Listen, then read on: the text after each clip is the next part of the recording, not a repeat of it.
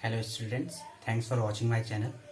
Students, कल हमने एक वीडियो अपलोड की थी, लेकिन उस वीडियो में प्रॉब्लम हो रही थी कि उसकी क्लियरिटी और साउंड में थोड़ा बहुत इश्यूज आ रहे थे।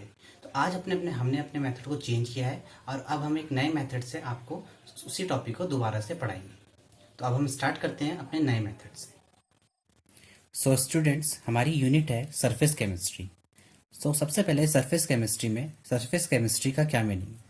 Surface chemistry is the branch of chemistry that deals with the study of nature of surface and changes occurs on it. मतलब कि किसी भी रिएक्शन में मान लिया हमारे पास कोई अवेलेबल सरफेस है, तो उस सरफेस में क्या क्या चेंजेस हो रहे हैं और क्या क्या रिएक्शंस उस सरफेस में हो रही है, इसी को हम सरफेस केमिस्ट्री कहते हैं। तो यहाँ पे कुछ इंपॉर्टेंट टॉपिक्स होंगे जो कि हमें कवर करने हैं, जो कि है adsorption, adsorption and absorption and types of adsorption.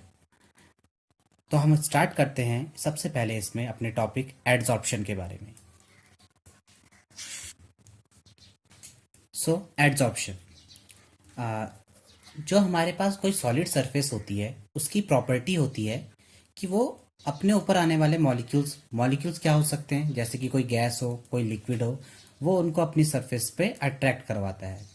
अब वो सॉलिड अपनी सरफेस पे क्यों अट्रैक्ट करवा सकता है उसको हम पहले देखते हैं, उसके बाद हम अपना एड्जॉर्प्शन का मीनिंग क्लियर करेंगे। तो सपोज कि हमारे पास कोई सॉलिड की ये सरफेस है, ये हमारे पास कोई अवेलेबल सॉलिड है और ये इसके कुछ मॉलिक्यूल्स हैं, अवेलेबल मॉलिक्यूल्स ये हैं। ये जो मॉलिक्यूल्स हम बना रहे हैं ऊपर की तरफ, ये इसके सरफेस के मॉलिक्यूल्स हैं और ये जो मॉलिक्यूल्स है इन बिटवीन इसमें है। अब ये जो बीच में सरफेस पे यहाँ पे मॉलिक्यूल है, इस पर क्या होगा कि इस पे जो नीचे मॉलिक्यूल अवेलेबल है ये फोर्स लगाएगा।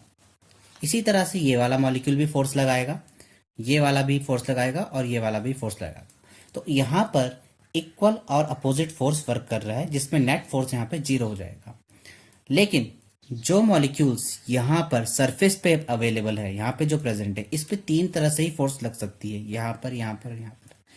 इसका मीनिंग यह है कि ये मॉलिक्यूल जो है अपने ऊपर, अगर कोई मॉलिक्यूल वहां पे प्रेजेंट है तो उनको अट्रैक्ट करने की टेंडेंसी रखेगा। तो अगर यहाँ पे कुछ मॉलिक्यूल्स प्रेजेंट हैं, सपोज ये हमारे कुछ गैसियस मॉलिक्यूल्स हैं, तो ये क्या हो गए, इसके सरफेस पे आके अट्रैक्ट हो सकते हैं। तो इस अट्रैक्ट करने की टेंडेंसी को, जब मॉलिक्यूल अट्रैक्ट हो जाएगा तो इसी सरफेस पे वो आके रिटेन हो जाएगा। तो इस अट्रैक्शन और रिटेंशन को हम क्या कहते हैं, एड्जॉर्प्शन कहते हैं। तो बेसिकली एड्जॉर्प्शन हमारे क्या है, एड्जॉर्प्शन हमारा क्या हुआ, मॉलिक्यूल्स का किसी सॉलिड सरफेस पे आके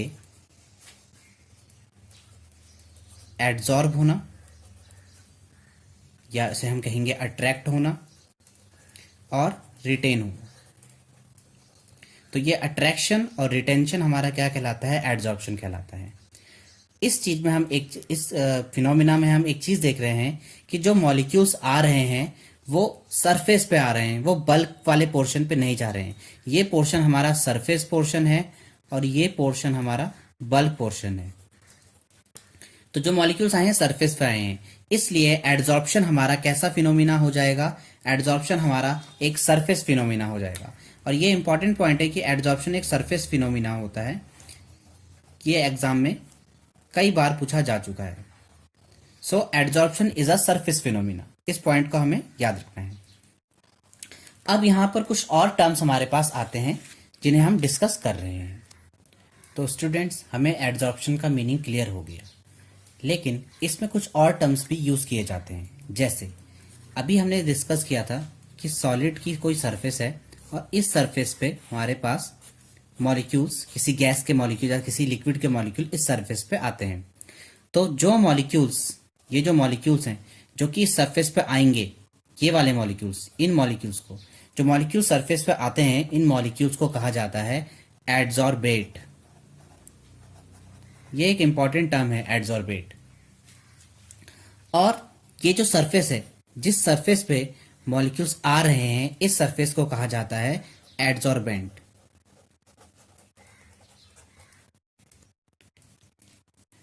तो एड्जॉर्बेट और एड्जॉर्बेंट, तो जो ऊपर से आ रहा है वो एड्जॉर्बेंट है और जो सरफेस प्रोवाइड करवा रहा है उसे हम कहेंगे एड्जॉर्बेंट। तो एडजॉर्बेट और एडजॉर्बेंट का मीनिंग क्लियर हो गया। अब जब एडजॉर्बेट के पार्टिकल्स एडजॉर्बेंट की सरफेस पे आ जाएंगे, तो जब ये पार्टिकल्स इस सरफेस पे आ जाते हैं और रिटेन हो जाते हैं, तो इस फिनोमिना को हम कहेंगे एडजॉर्प्शन।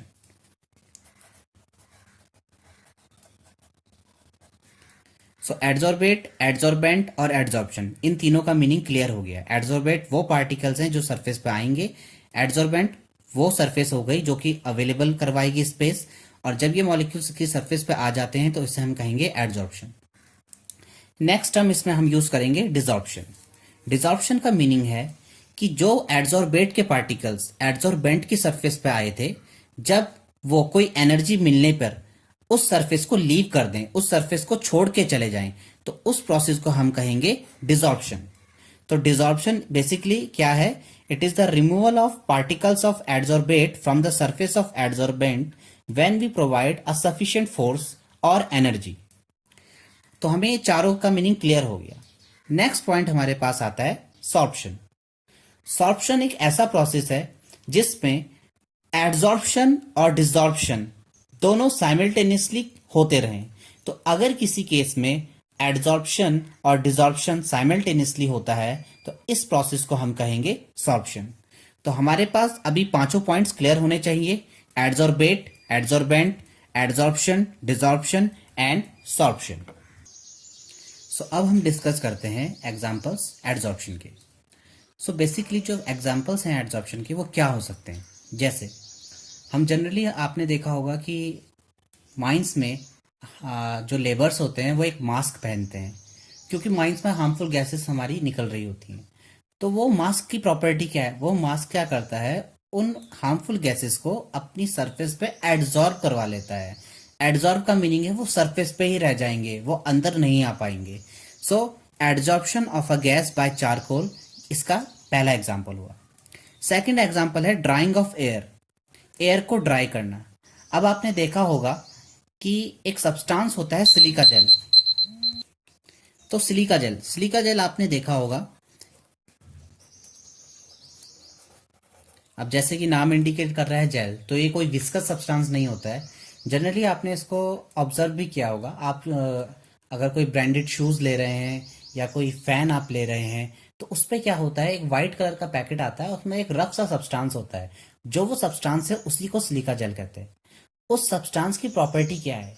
बेसिकली उस सब्सटेंस की प्रॉपर्टी है कि वो क्या करता है, मॉइस्चर को एड्सॉर्ब कर लेता है। सो वहां पे एयर या मॉइस्चर है वो ड्राई हो जाएगा। सो ड्राइंग ऑफ एयर के लिए सिलिका जेल का यूज किया जाता है। सो स्टूडेंट्स, जैसा कि अब हम पढ़ चुके हैं एड्सॉर्प्शन क्या है, उससे रिलेटेड कुछ terms adsorbate, adsorbent, sorption, desorption, ये हमें क्लियर हो चुका है। इसके एग्जांपल्स भी हमें पता चल चुके हैं। अब हम देखते हैं एब्जॉर्प्शन। एब्जॉर्प्शन एक नॉर्मल वर्ड है जो आप डेली लाइफ में भी यूज करते हैं। एब्जॉर्प्शन एक एग्जांपल हम लेते हैं, उससे क्लियर करेंगे। सपोज फोम का एक पीस है। आप जैसे ही फोम के पीस में इंक डालते हैं तो वो इंक उसके अंदर तक चली जाती है, तो इसका मतलब वो हायर कंसंट्रेशन का एरिया ऑक्यूपाई कर रही है। यही हमारा एग्जांपल होता है एब्जॉर्प्शन का। तो एब्जॉर्प्शन में क्या हुआ है कि जब हम बात कर रहे हैं एब्जॉर्प्शन की, सो एब्जॉर्प्शन के केस में जो भी मॉलिक्यूल्स है, जो कोई भी मॉलिक्यूल है, वो सरफेस पे तो आएगा ही, लेकिन सरफेस पे आने के साथ साथ वो ज्यादा क्वांटिटी में हमारा ये बल्क वाला पोर्शन ऑक्यूपाई करेगा, bulk. So basically absorption is a bulk phenomena, however adsorption is a surface phenomena. So जब हम एडजॉर्प्शन एडी ये पढ़ रहे हैं, सो ये एक सरफेस फिनोमिना है, जबकि एब्जॉर्प्शन एक बल्क फिनोमिना है। सो बेसिक डिफरेंस इन दोनों में यही है। सो अब हम डिस्कस कर रहे हैं types of adsorption. So basically जो एड्सॉर्प्शन होता है ये दो कैटेगरी में डिवाइड होता है। जो फर्स्ट कैटेगरी इसकी होती है उसे हम कहते हैं फिजिकल एड्सॉर्प्शन,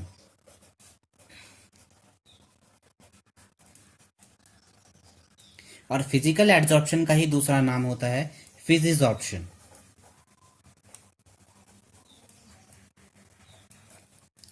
अगर हम बात करें फिजिकल एड्सॉर्प्शन या फिजिसॉर्प्शन की, तो इसमें क्या होता है, एड्सॉर्प्शन का मीनिंग हमें क्लियर है। एड्सॉर्प्शन के टाइम पे एड्सॉर्बेट एडजॉर्बेंट की सरफेस पे आएगा। तो क्या मीनिंग हुआ कि एक मॉलिक्यूल दूसरी मॉलिक्यूल की सरफेस पे आ रहा है। अब जो मेन चीज इस पे है वो क्या है, फोर्स। ये जो मॉलिक्यूल दो जो सरफेस पे आ रहे हैं और जो सरफेस है, इनमें किस तरह की फोर्स वर्क कर रही है। अगर इनमें वीक फोर्स वर्क करती है तो उस प्रोसेस को हम कहते हैं फिजिकल एडजॉर्प्शन या फिजिजॉर्प्शन। सो फिजिकल एडजॉर्प्शन हमारा वो प्रोसेस हुआ जिसमें किस टाइप की फोर्स वर्क कर रही है, वीक फोर्स वर्क कर रही है। जो इसमें फोर्स है वो वीक है, और वीक फोर्स क्या होगी, van Waals force. So, physical adsorption is that process in which particles of adsorbate are held on the surface of adsorbent by means of a weak force, that is van der Waals force, is known as physisorption. Second process जो इसमें आता है उसे हम कहते हैं chemisorption या chemical adsorption.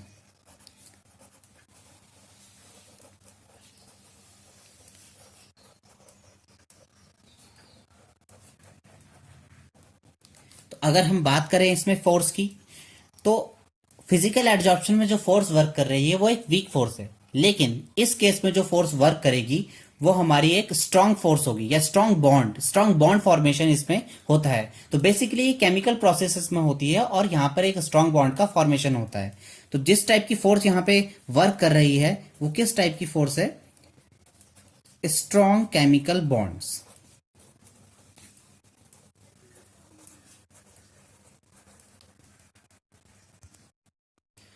हमने डिस्कस किया फिजिकल एडजॉर्प्शन और केमिकल एडजॉर्प्शन। दोनों प्रोसेस में हमें पता चल चुका है कि किस टाइप की फोर्सेस वर्क कर रही हैं। अब इन दोनों में क्या क्या इनकी प्रॉपर्टीज होती है, कैसे हम इन दोनों प्रोसेसेस को डिस्टिंग्विश करते हैं, इनसे पहले हमें एक इंपॉर्टेंट पॉइंट का पता होना जरूरी है, और ये पॉइंट है कि वेदर एडजॉर्प्शन इज एंडोथर्मिक और एक्सोथर्मिक इन नेचर। अब हम डिस्कस करते हैं कि एडजॉर्प्शन किस तरह का प्रोसेस है। हमें एक क्लियर हो चुका है कि जब हम एडजॉर्प्शन का प्रोसेस फॉलो करते हैं तो किसी सॉलिड की सरफेस पे मॉलिक्यूल्स आएंगे। मान लिया ये मॉलिक्यूल्स इसकी सरफेस पे आए और आके रिटेन हो गए। तो अब हम देख रहे हैं कि जो मॉलिक्यूल्स ऊपर से आए हैं, इसकी सरफेस पे आए हैं, तो यहाँ पर एक इंट्रैक्शन हुआ है, एक फिजिकल फोर्स डेवलप हुआ है, एक फोर्स यहाँ पे डेवलप हो चुका है। तो जब भी फोर्स डेवलप होता है तो उस केस में एनर्जी रिलीज करती है। तो एनर्जी का रिलीज यहां पे हुआ है, जबकि जब हम किसी फोर्स या किसी बॉन्ड को ब्रेक करते हैं तो उस टाइम पे हमें एनर्जी रिक्वायर्ड होती है। इस केस में हमें एनर्जी रिलीज हो रही है क्योंकि एक बॉन्ड फॉर्मेशन यहां पे हो रहा है। इससे यहां पे क्लियर होता है कि इस प्रोसेस में जब भी एडजॉर्प्शन होता है एंथैल्पी चेंज डेल्टा एच जो होगा वो हमेशा नेगेटिव होगा। डेल्टा एच इस वैल्यू का नेगेटिव होना क्या इंडिकेट करता है कि ये जो प्रोसेस है ये एक एक्सोथर्मिक प्रोसेस है।